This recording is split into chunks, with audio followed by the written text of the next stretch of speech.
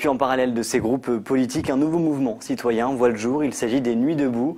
L'objectif, c'est d'investir la place publique une bonne partie de la nuit pour proposer un débat citoyen où chacun peut prendre la parole, débattre et proposer de nouvelles idées. À Lorient, le mouvement s'installe également. Environ 300 personnes ce samedi, une cinquantaine dimanche. Que ce soit par oral ou par écrit, via le collectif On vaut mieux que ça. Chacun a pu s'exprimer. On écoute justement Olivia, membre du collectif On vaut mieux que ça à Lorient. Toute parole est bonne à prendre, que ce soit des personnes âgées ou des enfants, des étudiants ou des gens qui travaillent. Tout est bon et tout sera retranscrit parce que c'est important que tout le monde puisse s'exprimer et qu'on n'entende pas toujours les mêmes. Des témoignages, des prises de parole, un événement. Ce collectif qui s'est créé, est-ce que c'est un peu le résultat d'un ras-le-bol général ? Je pense oui, parce que sinon on ne serait pas là ce soir. On suit énormément Paris. Quand on voit comment Paris se soulève, on a envie que la province se soulève aussi. La révolution en 1789, elle n'est pas arrivée toute seule. Il a fallu un peuple pour soulever la France. Aujourd'hui, on est à l'aube on peut le faire. On est à l'aube d'une nouvelle révolution. Et pour ça, il faut que le peuple vienne dans les rues, nous soutienne, que ce soit par écrit ou par manifestation. Il faut tout prendre et il faut dire non, il faut dire stop. Il faut se battre. Il faut se battre contre un gouvernement qui, lui, n'arrive plus à avancer aujourd'hui. Bertrand, peut-on parler de révolution ?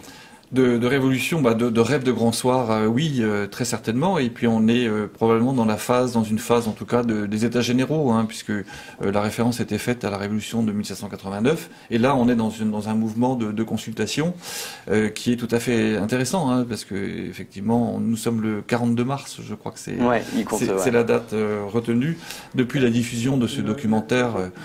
Donc, merci patron. On voit bien effectivement que ce mouvement est parti d'une réflexion d'hommes et de femmes de gauche qui sont en train d'essayer de trouver des nouveaux moyens de mener une lutte. Et puis là, on voit que ça va au-delà, que effectivement ce mouvement qui est observé par les hommes politiques et les femmes politiques à gauche vise un rassemblement beaucoup plus large de citoyens pour que effectivement chacun, dans ces temps de crise extrêmement profonde, prenne en main son avenir. Alors à côté, avec les partis politiques, pour l'instant on ne sait pas, mais on perçoit la défiance vis-à-vis des partis politiques. Oui, actuellement, ça se positionne vraiment en face du gouvernement, en face des partis politiques plus généralement. D'ailleurs, ils n'acceptent pas forcément les soutiens. Donc, les responsables politiques parlent d'amitié de sympathie, de bienveillance. Et puis, donc, les organisateurs originels, qui d'ailleurs s'effacent, on le voit bien aujourd'hui, je pense notamment à François Ruffin, donc le réalisateur du documentaire Merci Patron, qui est aussi le rédacteur en chef de Fakir, ce journal contestataire, le disait encore ce week-end dans Journal du Dimanche. Effectivement, laissons la place aux citoyens et puis mettons-nous de côté, nous qui sommes soit politiques, soit journalistes, et voyons ce que ça va donner, un peu ce qui s'était produit en Espagne ou en Grèce. Exactement, ça trouve une résonance vraiment européenne finalement, puisqu'on a vu arriver des partis finalement aussi politiques. Alors on a vu arriver d'abord l'appel de Stéphane Hessel, indignez-vous, avec la reprise par les Espagnols, c'était en mai, le 15 mai 2011, ça commence à dater déjà, des indignés qui ont donné lieu effectivement, vous le rappelez Xavier, à la création de Podemos, ce parti qui aujourd'hui même est susceptible d'entrer dans le gouvernement et cherche justement des combinaisons possibles avec notamment le Parti socialiste espagnol. On a vu aussi ce qui s'est produit donc en Grèce, au plus fort encore de cette crise qui menaçait l'existence même des ménages grecs qui n'avaient plus de quoi joindre les deux bouts en fin de mois.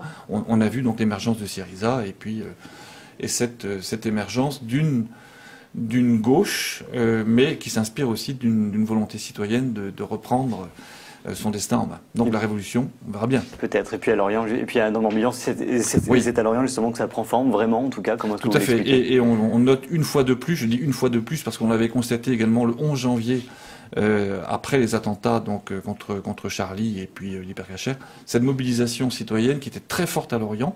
Rappelons que on s'est mobilisé donc dans le cadre des Nuits debout, plus qu'à Rennes, proportionnellement donc à la population des deux villes.